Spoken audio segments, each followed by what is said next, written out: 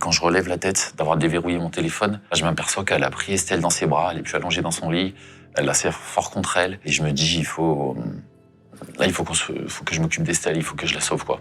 Donc je m'approche pour récupérer Estelle, mais elle la serre tellement fort dans ses bras que j'arrive pas à la prendre délicatement.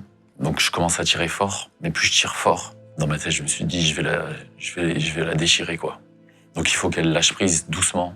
Et donc c'est à ce moment-là que j'ai commencé à... Je lui ai mis un coup de poing dans la tête. On est tombé sur le sol.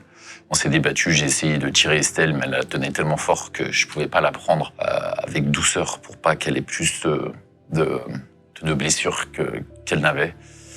Et donc du coup, ça a été très violent pour que j'arrive à dégager ma fille des bras de sa meurtrière. Mon seul but, c'était de sauver Estelle. Mais donc, en gros, je voulais essayer de l'assommer ou qu'elle lâche prise, quoi. Donc, j'ai mis des coups de poing au visage. À un moment, je suis arrivé à lui faire lâcher prise d'un de ses bras, son bras gauche, que j'ai mis sous mon genou. Elle arrivait à le dégager, il est passé devant mon visage. Là, je l'ai mordu tellement fort que je lui ai cassé son bras avec mes dents. Ensuite, je me suis appuyé avec mon pied sur sa gorge. J'ai appuyé tellement fort et j'ai quand même tiré fort Estelle et je suis arrivé à dégager Estelle des bras du monstre. Parce que pour moi, sur le coup, je me suis battu avec un monstre. Je me suis pas battu avec mon ex-conjointe. Le seul but et le but ultime que j'avais, c'était de sauver Estelle, quoi. J'avais que ça en tête, sauver Estelle.